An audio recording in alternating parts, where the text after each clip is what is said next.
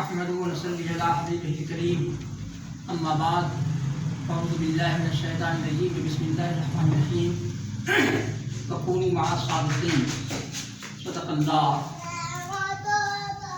آئیے ہمارا اپنے کا سب سے پہلے نہایت ادب و احترام کے ساتھ بارگاہ رسالت مآب صلی اللہ علیہ وسلم میں ہدیہ درود پاک پیش فرما لیجیے۔ پڑھیے بآواز بلند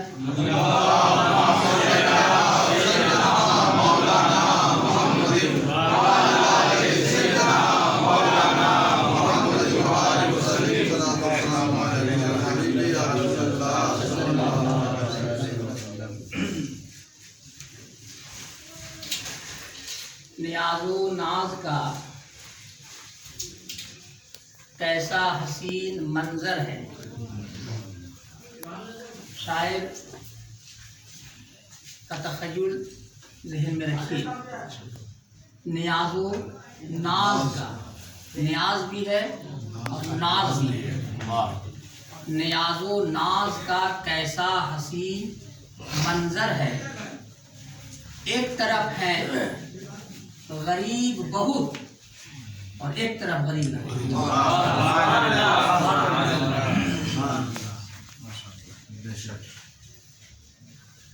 اور ایک شعر یہ بھی سن لیجئے کہ بانداز نبوت تبلیغ فرمائی، بانداز نبوت تبلیغ فرمائی، با الفاظ دیگر پیغمبر ہندوستان خواجہ۔ حضرات محترم، یہ جس مجلس میں ہم اور آپ تشریف رکھتے ہیں یہ کوئی عام مجلس نہیں ہے، یہ مجلس نائب مصطفیٰ کے عرص پاک کی مجلس ہے۔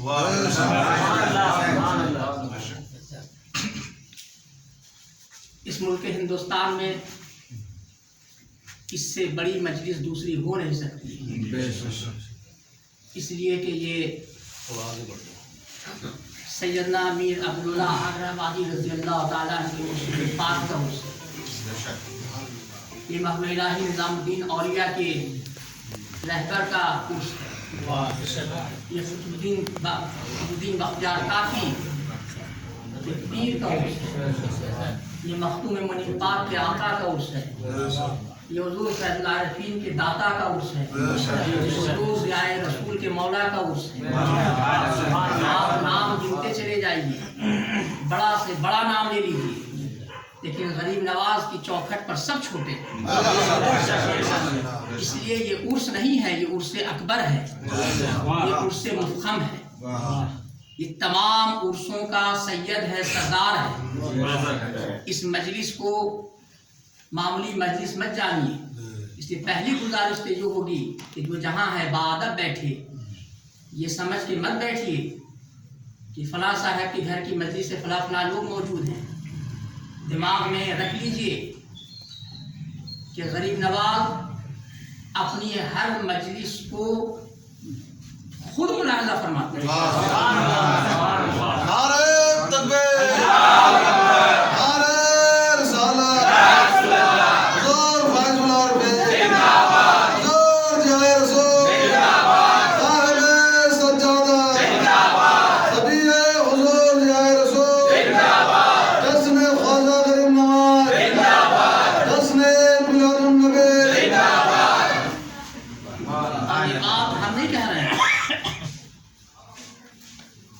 یہ بات کوئی ایرا غیرہ نتھا خیرہ نہیں کہہ رہا ہے، یہ بات تو غریب نواز فرماتے ہیں۔ کیسی ذات ہے غریب نواز کی کہ اس وقت اور کل تک پورے ہندوستان، پاکستان، پورے بر صغیر میں، بنگلہ دیش، سری لنکا میں پورا جو علاقہ ہے شمار نہیں کر سکتے ہیں کہ کتنی مجلسیں منعقد ہوں۔ اب کمال دیکھیے غریب نواز کا کہ ہر مجلس میں آپ خود موجود رہتے ہیں۔ اس لیے آپ لوگوں سے پھر مؤدبانہ مخلصانہ اپیل اور گزارش ہے کہ آپ ذہن میں بیٹھا لیجئے کہ غریب نواز دیکھ رہے ہیں اب آپ کو طے کرنا ہے کہ آپ کو ان کے سامنے خود کو کیسے پیش کرنا ہے۔ حضرات گرامی، قرآن کریم کی آیت کریمہ ہے، بہت مشہور، مختصر آیت ہے لیکن بہت مشہور ہے کہ کونوا مع الصادقین، سچوں کے ساتھ ہو۔ بظاہر یہ آیت کریمہ بہت چھوٹی معلوم ہوتی ہے، لیکن اس پر اگر غور کیا جائے تو ظاہر ہے کہ وقت کے دامن میں اتنی گنجائش نہیں ہے کہ اس پر تفصیلی گفتگو کی جا سکے۔ ایک مختصر بات جس کو ہم بھی اور آپ بھی بہت آسانی سے سمجھ سکتے ہیں وہ یہ کہ اللہ تبارک و تعالی سے بڑھ کر بھی اس کائنات میں کوئی طاقت والا ہے؟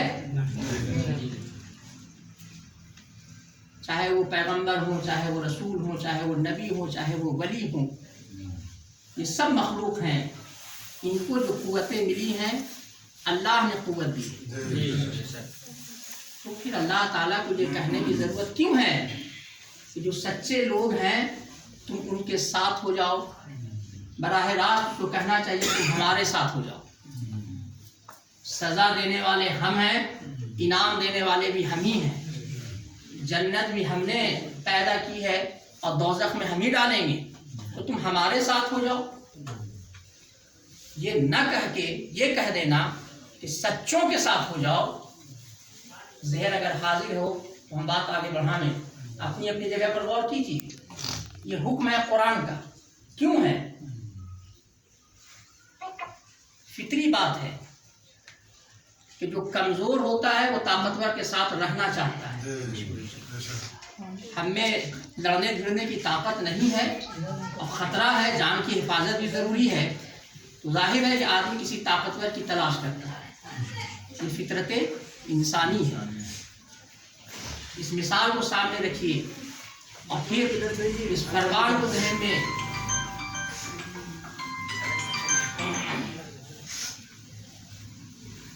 کہ اللہ تبارک و تعالیٰ نے ہم کو اور آپ کو پیدا کیا، دنیا میں جتنی چیزیں بنی ہیں اس کو انسان بناتا ہے۔ مثال کے طور پہ یہ بلب ہے، انسان کا بنایا ہوا ہے، تو جو جس چیز کا خالق ہوتا ہے اس کو معلوم رہتا ہے کہ ہم نے جو چیز بنائی ہے اس کی طاقت کیا ہے۔ بلب کا بنانے والا جانتا ہے کہ اس کی صلاحیت کیا ہے، اس کی اہلیت کیا ہے، اس سے کیا فائدہ ہوگا، کیا نقصان ہوگا، خوب جانتا ہے۔ تو اللہ نے ہم کو پیدا کیا، کیا اس کو نہیں معلوم ہے کہ ہماری صلاحیت کیا ہے؟ کیونکہ صلاحیتوں کا دینے والا بھی پروردگار ہی ہے، سمجھ رہے ہیں؟ اور جب اللہ نے یہ حکم دے دیا کہ سچوں کے ساتھ ہو جاؤ، وہیں یہ بات ثابت ہو گئی کہ اللہ نے ہم کو بہت کمزور پیدا کیا ہے، اسی لیے حکم دے رہا ہے کہ تم بچ نہیں سکتے ہو۔ تم اگر اترا رہے ہو کہ ہم بچ جائیں گے تو بچو گے نہیں تم، یہ تمہاری خام خیالی ہے۔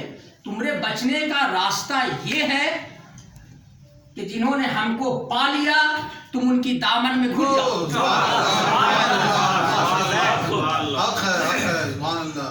بچ سکتے ہو تو انہی کے دامن پاک کے سائے میں رہنے کی وجہ سے تم بچ سکتے ہو۔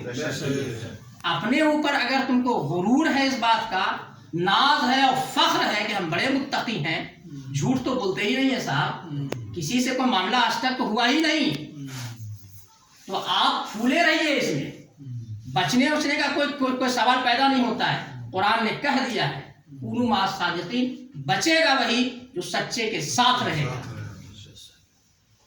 اور دیکھیے مثالیں موجود ہیں اس کی، سرکار غریب نواز کے اس پاک کی مجلس میں ہم اور آپ موجود ہیں۔ سرکار غریب نواز کے پیر و مرشد حضرت خواجہ عثمان ہارونی، اصل لفظ ہرونی ہے، ہرون گاؤں کا نام ہے جس گاؤں میں آپ کی ولادت ہوئی تھی، لیکن اولیاء اللہ تو لوگوں کی سہولت کے لیے آئے ہیں، بولنے میں ہارونی آسان ہوتا ہے تو مشہور کر دیا ہارونی ہی، اب ساری دنیا ان کو ہارونی کہتی ہے۔ بہرحال آپ بغداد میں سیر و سیاحت کرتے ہوئے بغداد کے کنارے ایک گاؤں تھا، وہاں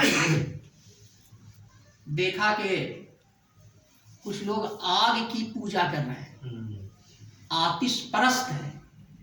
آپ نے منع کیا क्यों आग की पूजा करते हो? कहा कि इसलिए कि इसकी पूजा न करेंगे तो मरने के बाद ही जला गई। मालूम था लोगों को कि जहन्नम को अल्लाह ने जो बनाया है वो आग ही का घर है, तो उससे बचने की तरकीब ये निकाला लोगों ने कि आग ही की पूजा करो। कहा कि नहीं, आग को पूजने से तुम नहीं बचोगे, जिसने आग को पैदा किया है उसकी परस्तिश करो, तुम बचोगे। इन लोगों ने नहीं माना। ख्वाजा उस्मान हारूनी को जला लाया और कहा कि तुम ऐसे नहीं मानोगे, तुम देख के मान सकते हो, तो मैं तुमको दिखाता हूं। उन्हीं के एक बच्चे को उन्होंने अपनी गोद में ले लिया। आतिश परस्तों के एक बच्चे को गोद में ले लिया और उस आग में कूद गए और कई घंटे तक आग में रहे। उसके बाद आप आग से बाहर आए, ना उनको कुछ हुआ ना बच्चे को कुछ हुआ। अब जरा रुकिए, यहां उनको कुछ नहीं हुआ, ये बात तो ठीक है। ख्वाजा उस्मान हारूनी बहरहाल अल्लाह के वली हैं, मुसलमान हैं, अल्लाह के दोस्त हैं, उनको कुछ नहीं हुआ, ये बात तो समझ में आती है। लेकिन वो आतिश परस्त का बच्चा था जिसको लेके कूदे थे, उसको क्यों ना कुछ हुआ?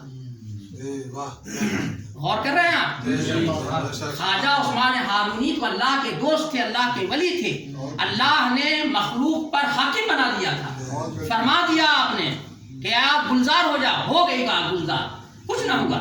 लेकिन वो बच्चा जो मुसलमान नहीं था, आतिश परस्त का बच्चा था, काफिर और मुशरिक का बच्चा था, उसको आग ने क्यों नहीं जलाया? कुरान की आयत साबित हो गई, वकुलू मा सादिकीन, सच्चे के साथ अगर रहोगे तुमको नुकसान नहीं होगा।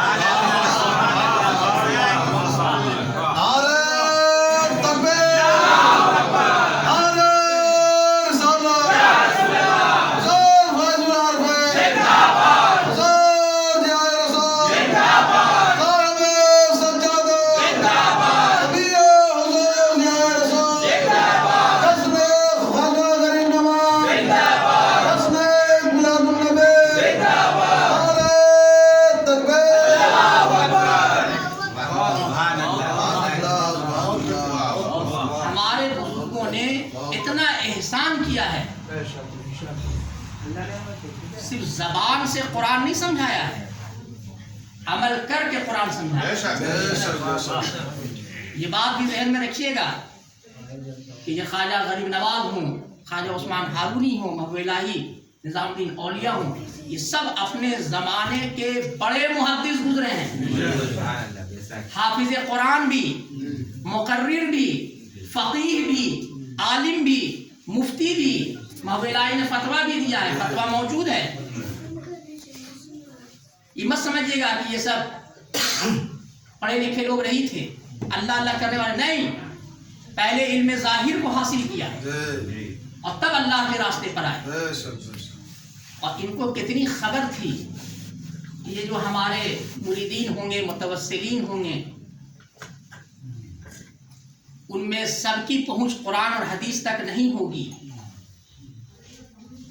कितना एहसान किया कि अमल करके कुरानी आयात को समझा दिया। सरकारे गरीब नवाज की मजलिस में हम और आप मौजूद हैं। उर्स अरबी का लफ्ज़ है जिसका मतलब होता है शादी, यानी ये शादी की रात है और हम और आप बाराती हैं। तो सरकारे गरीब नवाज की ज़ात क्या ज़ात है, इसको समझना उमझना कोई आसान चीज़ नहीं है। इस फेर में रहिएगा भी मत। उम्र गुजर गई लोगों की, बात समझ में नहीं आई कि ये है क्या। बस हम और आप उनके दामन पाक का साया तलाश कीजिए। सरकारे गरीब नवाज की ज़ात वो ज़ात है कि जब आपके पीर मुर्शिद हज़रत ख्वाजा उस्मान हारूनी आपको लेकर खाना काबा में हतीम के नीचे पहुंचे। हतीम वो जगह है, अब वो तब बहुत तफसील हो जाएगी, खैर किसी दूसरी बहरहाल हतीम के नीचे पहुंचे और आपने अपने हाथों को बुलंद करके अल्लाह की बारगाह में फरमाया, ए अल्लाह, मैं मोहम्मद हसन को, उनका नाम मोहम्मद हसन है, मैं मोहम्मद हसन को दोस्त रखता हूँ, तू भी इनको दोस्त बना ले। आवाज आई आसमान से, सुनिए, आवाज आई आसमान से, हातिफ गैबी की निदा आई, उस्मान मैंने भी इसको दोस्त बना लिया। याद रखिएगा कि आसमान से सिर्फ वही नाज़िल हुई है पैगंबरों पर, हम उस पर तफसील में जाना नहीं चाहते हैं, बस एक इशारा हमने कह दिया है। और जब चले मदीना पाक तो ख्वाजा उस्मान हारूनी ने हाथ पकड़ के कहा गरीब नवाज का, मोहम्मद हसन, ये नाना जान का रोजा है, सलाम कर दीजिए।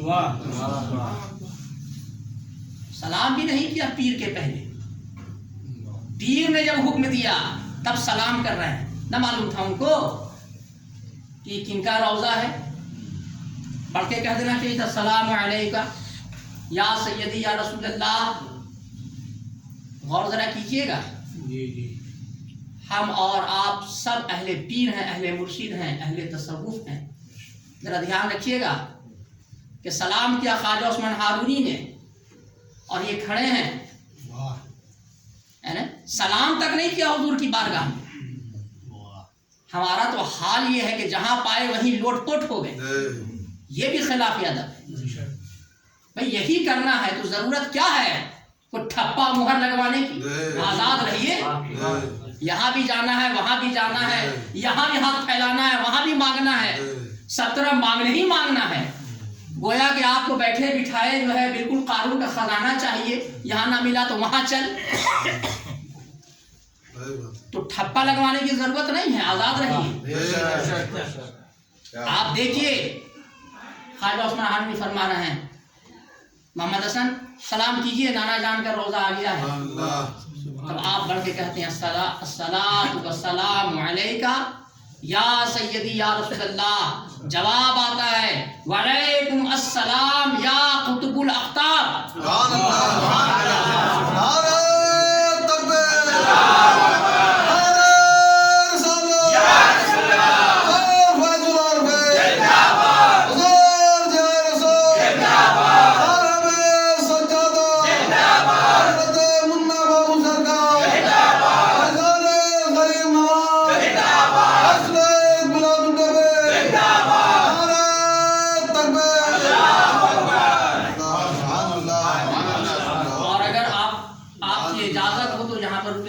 बात करके हम निकल जाएं। देखिए कुतुब किसको कहते हैं?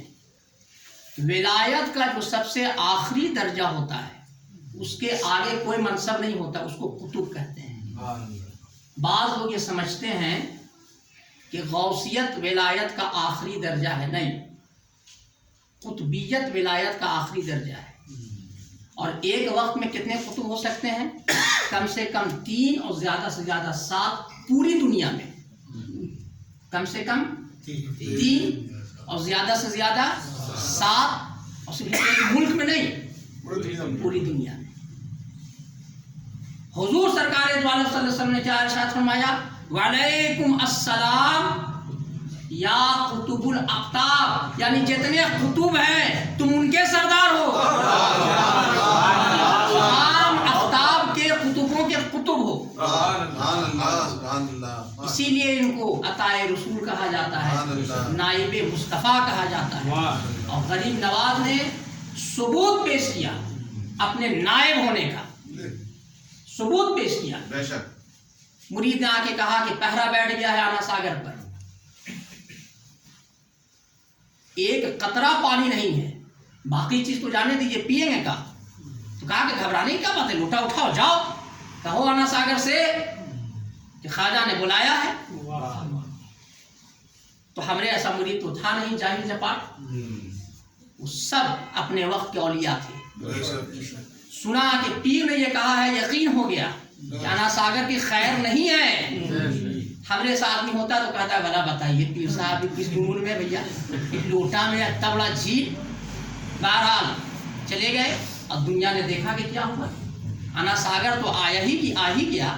वो बहुत बड़ा शहर था अजमेर।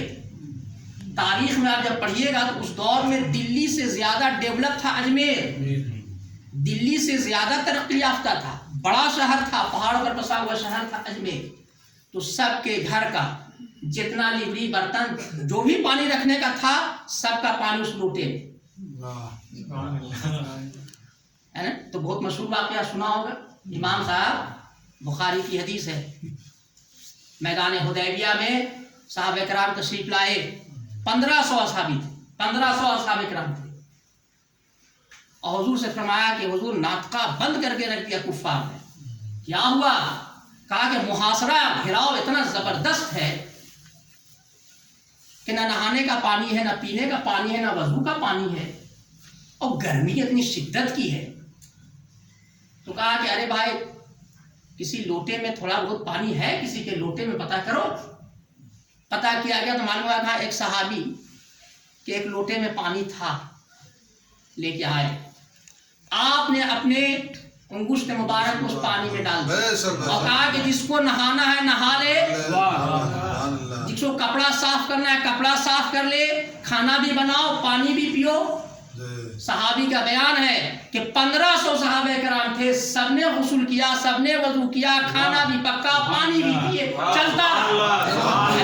एक लोटे से नहर बहा दिया। ये मुस्तफा का कमाल था, और पूरे अना सागर को लोटे में बुला लिया। ये नाइबे मुस्तफा का कमाल। कदम कदम पर आपने अपने नायब होने का सबूत फराहम किया, हर कदम पर। तारीख में बात मिलती है बहुत जुल्म हुआ आप पर, लेकिन आपने तय कर लिया था। एक मौके पर आपने फरमाया भी है कि हमारे दादा हुसैन ने जो इम्तिहान देना था दे दिया। याद रखिएगा, गरीब नवाज वालिद की तरफ से हुसैनी हैं और वालदा की तरफ से हसनी हैं, नजबुत तरफ़ैन सैयद हैं,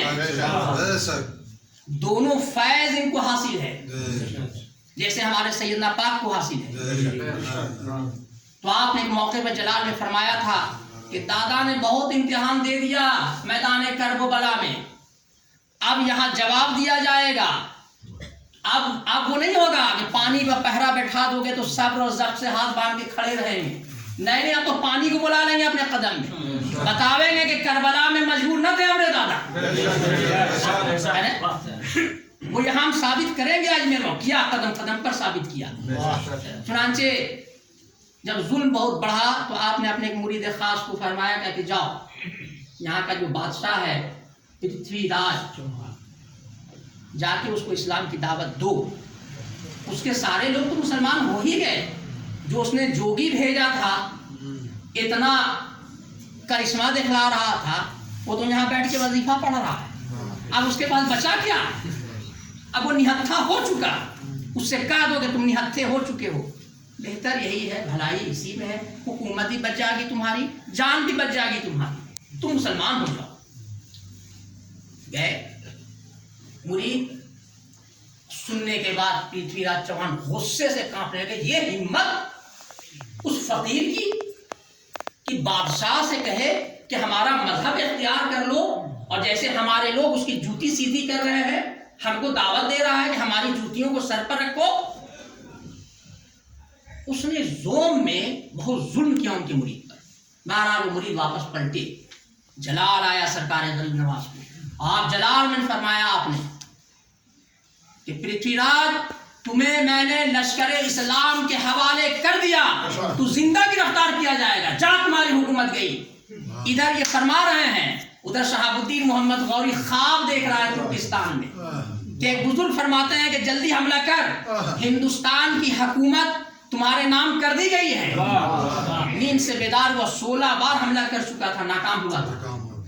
17वीं बार कहा कि बुजुर्ग ने ये बशारत दी है तो ये गलत ना होगा, चलो। आए, तारीख में मौजूद है, दुनिया ने अंजाम देखा। क्या हश्र हुआ पृथ्वीराज, जिंदा गिरफ्तार हुआ, मारा नहीं कि मैदानी जंग में, जिंदा गिरफ्तार हुआ। और आप देखिए गरीब नवाज की करामत देखिए। शहाबुद्दीन मोहम्मद गौरी तो बादशाह थे,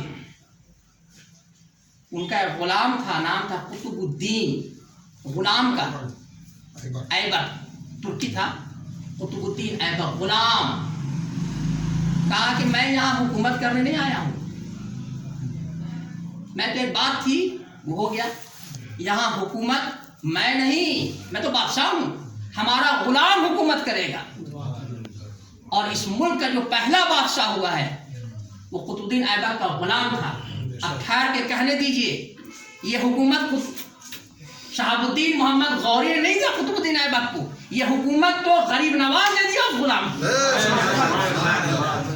غور کر رہے ہیں؟ قطب الدین ایبک جیسے غلام کو اتنے بڑے ملک کی شہنشاہی عطا کر دیا غریب نواز نے. یہ ہے غریب نواز.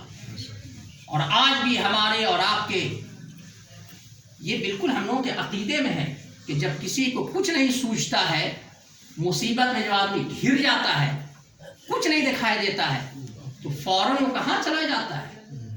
چوکھٹ چومنے غریب نواز. اور جو جاتا ہے ایک آدمی نہ ملے گا جو کہے گا کہ نہ وہاں سے بھی ناکام لوٹ گئے.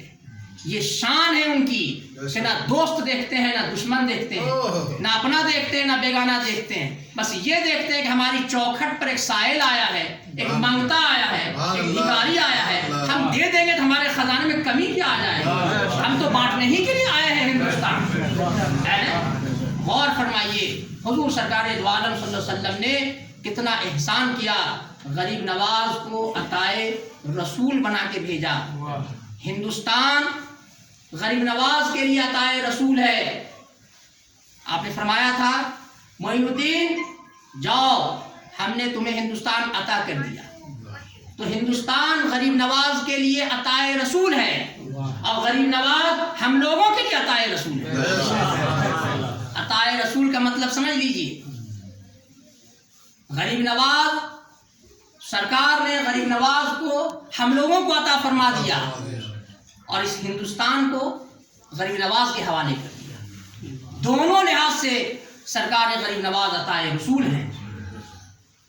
حضور ضیاء رسول کی بات کے بغیر بات مکمل کرنی مناسب نہیں ہے. ایک بار آپ نے فرمایا تھا ہمیں سے کہ چاندولیا آپ غور نہیں کرتے ہیں. کیا دادا؟ کہا کہ یہ غریب نواز کا جو عرس ہوتا ہے صرف اکیلے تنہا غریب نواز کا عرس ہوتا ہے. تو ہم کہا کہ اور کن کا ہوتا ہے؟ تم بیوقوف ہو، ہم کہا بول رہے ہیں، تم کہا سمجھ رہے ہو؟ ارے سنو، ہزاری باغ سے نکلے لوگ تو کہاں گئے؟ تو کہا کہ مدارہ شاہ میں حاضری دے گی. رانچی سے نکلے تو سب سے پہلے کہاں گئے؟ تو رسالدار بابا کے یہاں حاضری دے ہے نا. اور راستے میں اب جتنا مزار ملتا گیا سب جگہ لوگ چوکھٹ چومتے چلے گئے، سب جگہ حاضر ہوتے چلے گئے. اور پورے ہندوستان کے ایک ایک گاؤں سے، ایک ایک شہر سے، ایک ایک قریہ سے، ایک ایک دیہات سے لوگ نکلتے ہیں غریب نواز کے دیوانے. تو جس کو جہاں کسی ولی کا مزار نظر آ جاتا ہے وہ وہیں جا کے قدم بوس ہو جاتا ہے. تو جتنے اولیاء اللہ اس ملک ہندوستان میں ہیں سب کی بارگاہ میں غریب نواز کے غلاموں کی حاضری ہوتی ہے، ایک ساتھ کی نہیں ہوتی ہے؟ ہوتی تو ہے. تو کہا کہ اکیلے غریب نواز کا عرس ہے؟ یہ تو ہندوستان کے جتنے اولیاء اللہ ہیں سب کا عرس ایک ساتھ ہوتا ہے. یہ شان ہے غریب نواز، یہ شان ہے غریب نواز. اللہ تعالی ہم کو اور آپ کو سرکار غریب نواز کے دامن کرم کے سائے میں رکھے. کی وجہ سے جو نسبت ہم کو اور آپ کو حاصل ہوئی ہے سیدنا پاک کی وجہ سے، اور سرکار غریب نواز کا یہ فیضان ہے، یہ کرم ہے کہ چھپرا میں جو ہم لوگوں کی مشہور و معروف خانقاہ ہے، اس خانقاہ کے کوہ رما مولانا مرشدی حکیم مہدی حسن شاہ رضی اللہ تعالیٰ عنہ کو اسی خانقاہ میں ایسے بیٹھ کے غریب نواز سے گفتگو کرتے ہوئے دیکھا. حضور فیض العارفین روبرو ایسے آ کے غریب نواز نے فرمایا تھا جب ان کے والد کا وصال ہوا تھا کہ گھبراؤ نہیں، تمہارے والد کا کی ڈیوٹی خراسان میں لگ گئی ہے، اور لو تمہارے والد حاضر ہیں. یہ ہے غریب نواز، یہ ہے غریب نواز کا احسان. دعا فرماتے رہیے کہ اللہ تعالی ہم لوگوں کو تا دم حیات مرتے دم تک ان کے دامن پاک سے چمٹائے رکھے. ان کے دامن پاک میں یہاں بھی جگہ ملے وہاں بھی جگہ ملے. علینا الا البلاغ.